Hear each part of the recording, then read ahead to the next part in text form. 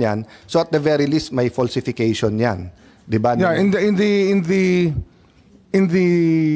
when we looked at the records of the wrongful death situations, there were really no police reports. Okay. Maybe 95% had no police reports. So anyway, that's for another hearing, etc. Ang point ko lang, our justice system is working. It is working. It is working. I mean, Yes. it has its ups and downs, and may common belief na pag administrasyon ng presidente, may konting protection for that. May ganun belief, whether it's true or not. But this isn't anymore so 2008 to 2010, 2010 to 2016, kung kailan man nagkaroon ng break-up yung unit team, hindi na panahon ni President Duterte ngayon to. So, Actually, what the cases that we are speaking about were filed by their families in the ICC. Yes. Because they could not get justice in the country. Yeah. I think that's one thing that nobody wants to acknowledge, is that there was a failure of our justice system for a long time. And they had to file their cases in the ICC to get any attention at all from anybody who cared. Because for the longest time, ito mga biktima po, yung mga namatayan, yung mga pamilya nilang namatay o kaya napaslang sa drug war, ay wala ho nang mapuntahan. Kaya doon ho sila nagpunta sa ICC. That's why I said, SOJ, na may belief na pag panahon ni Arroyo, it's very hard to go after Arroyo. May truth o hindi, in the sense that meron na presidential immunity while you're president. Pero pagkatapos hindi, di ba? That's why after President Erap's time, nakulong siya. After President Arroyo's time, nakulong siya. Di ba? After President Aquino's time, wala naman nag-file ng kaso kay President Aquino. Okay? So kung ang belief, wala kang justice kay Duterte during his time, I won't comment, but that's a belief. But 2008 to 2010, hindi sila nag-file. 2010 to 2016, hindi sila nag-file. And then ngayon, pwede sila mag-file. Diba? So, and walang so I mean, the ICC should also look at our patterns and system. It's not only the period eh.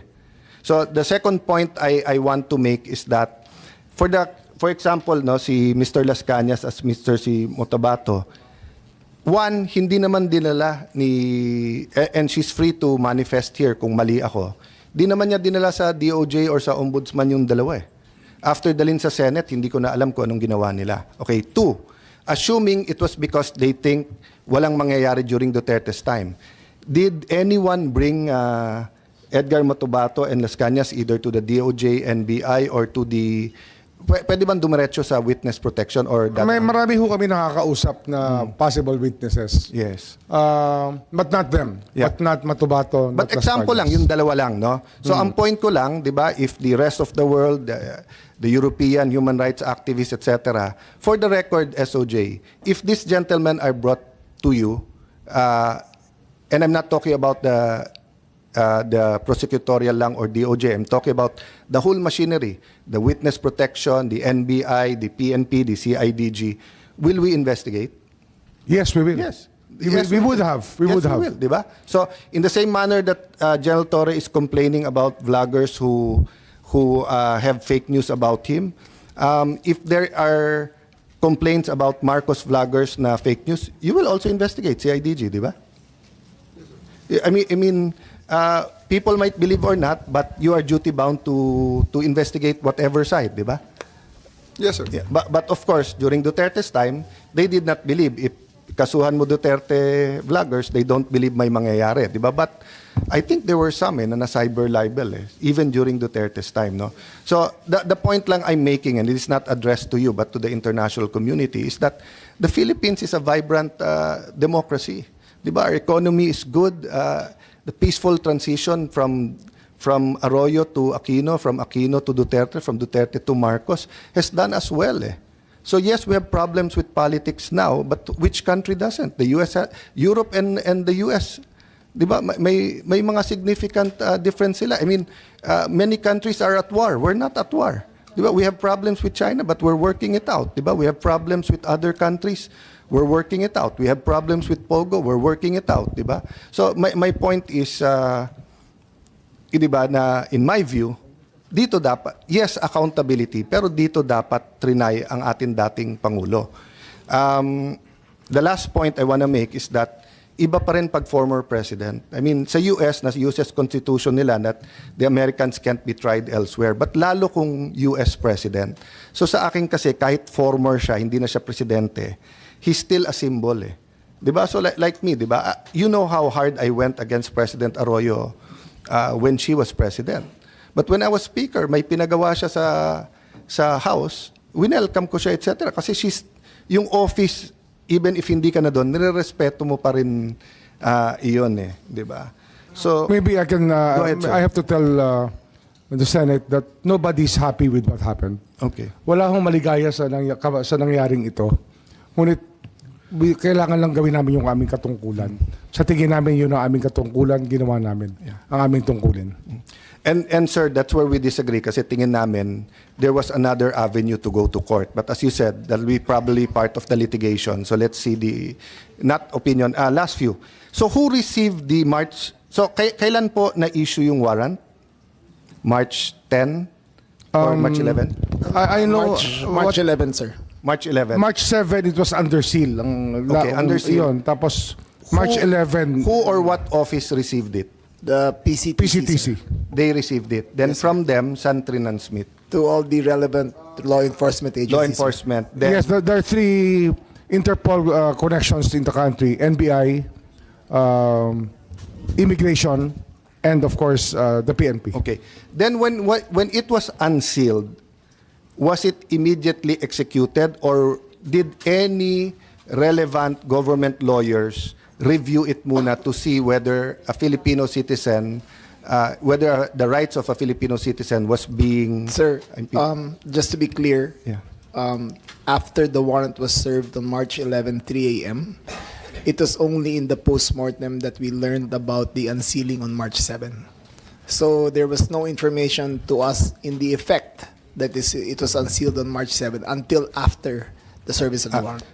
Can you enlighten me on that, Sec? So the unsealing was... Yes, we learned about the unsealing of the warrant post-arrest, sir.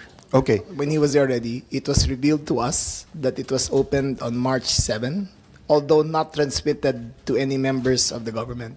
Okay. We only received notice, formal notice.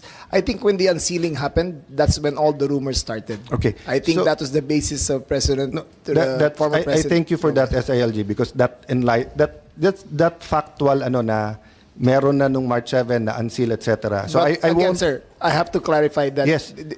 there was no one in complete knowledge of the unsealing until after the arrest. Who unsealed it ba, theoretically? Or It what was office? Secretary Boying, it was unsealed by the ICC. By the ICC? By the court, yes. By the Yes. court, okay. Let's fill in the blanks na lang factually as, the circumstance, what do you call this, permits. But ang point ko, from the time it was unsealed, served to the President, did any government lawyers look at it muna and make a determination? Or we took it at face value, iserve na yan? Yes, sir. Again, You can change my words if you think again, prejudicial sir, yung word. just to be clear, there was no contact between the government and the ICC in whatever way or form. We only received the warrant of arrest, the PCTC, on March 11, 3 a.m. But, so when the PCTC, PCTC, sir. yeah, okay. When that office received it, ang marching orders or ang SOP or protocol, again if my words are prejudicial, correct me, please. I don't mind. I'm not putting any bias or prejudice. I'm just speaking the way I understand it. Did anyone in the Philippine government or look at it and check it out muna? Or iserve na natin to? Sir, upon receipt of the copy, I talked to the Secretary of Justice. He reviewed it. He assumed that it had a presumption of regularity as informed. And we subsequently informed the President of the existence of the warrant. Okay. You concur with that? Yes, So, Jay, yes. yeah. I reviewed. It was told to me. This wasn't... I was in Vienna at that Yeah, time. this isn't a trick question. So meaning, if you said no one reviewed, I would have asked, wouldn't it be a better protocol that someone reviewed para even before the accused goes to court? But saying that you reviewed it, I assume that you found it regular And I won't argue with you there. I mean, I disagree that